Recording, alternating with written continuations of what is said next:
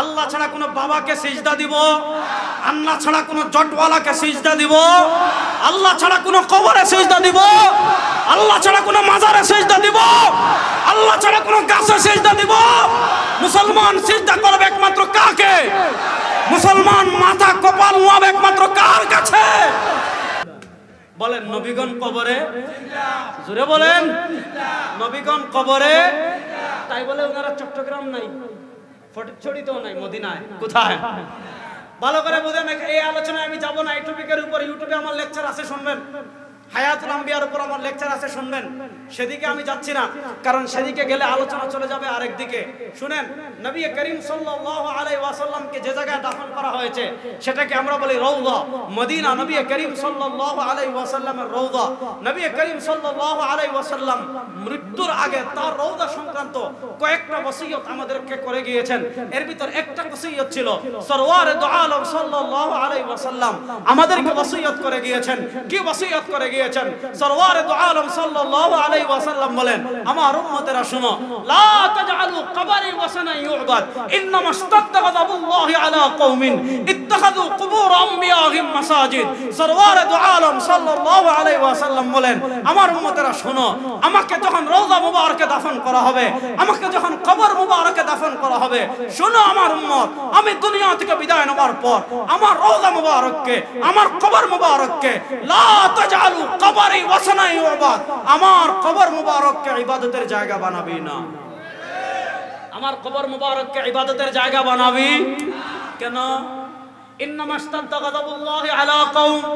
সরওয়ারে দু আলম সাল্লাল্লাহু আলাইহি ওয়াসাল্লাম বলেন, ইন্নামা ইসতাগদাবুল্লাহি আলা কওমিন, ওই সম্প্রদায়ের উপর আল্লাহ রাগান্বিত হন, ওই সম্প্রদায়ের উপর আল্লাহর আযাব পতিত হয়, ওই সম্প্রদায়ের উপর আল্লাহর গজব পতিত হয়, ওই সম্প্রদায়ের উপর আল্লাহর ক্রোধ পতিত হয়। কাদের উপর?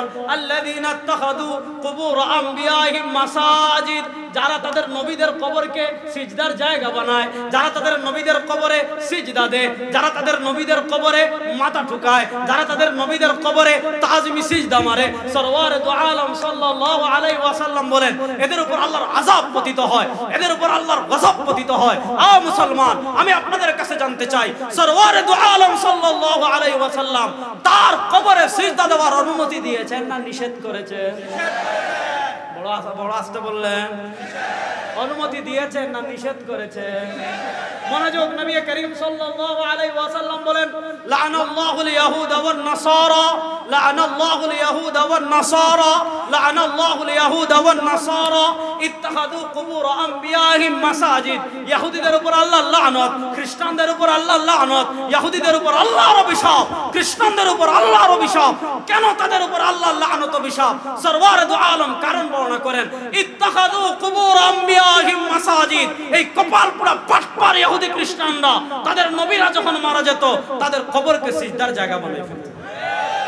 তাহলে এবার বলেন, তোরা কবরকে সিজদার জায়গা বানানোর কারণে এদের উপর আল্লাহর লানত। আপনার মাথায় যদি আল্লাহ মগজ দেন, গোবর না, আপনার মাথায় যদি আল্লাহ মগজ দেন, গোবর না দেন, যদি মগজ দেন, আপনার বিবেককে জিজ্ঞেস করেন। নবী বলেন, কবরে, আমার কবরে সিজদা মারলে আল্লাহর গজব পতিত হয়।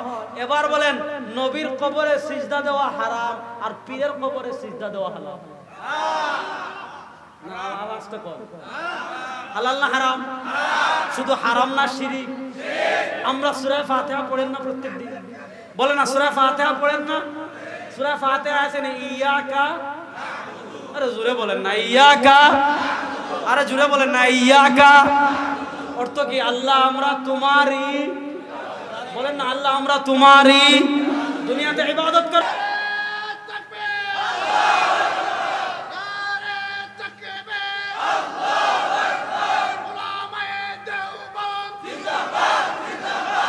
ভালো করে বুঝেন, তাহলে ইবাদত করবে একমাত্র কার?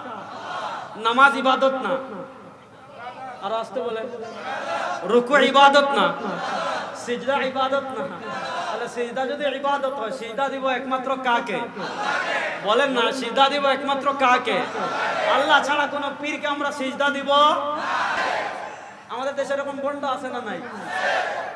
এটা কত হাই লেভেলের। শুনেন, যদি কেউ কবরে সিজদা দেওয়াকে হালাল মনে করে, কেউ যদি হারাম মনে করে যে ইমান যাবে কিনা সন্দেহ আছে। আবার কেউ যদি সিজদা দিচ্ছে কথা বুঝেন, কেউ কবরে সিজদা দিচ্ছে দিচ্ছে দিচ্ছে দিচ্ছে, আবার এটাকে যদি হালাল মনে করেন নাম্বার ছাড়া কাফের। বলেন নাম্বার ছাড়া। ইস্তিহলালুল হারামে কুফরুন,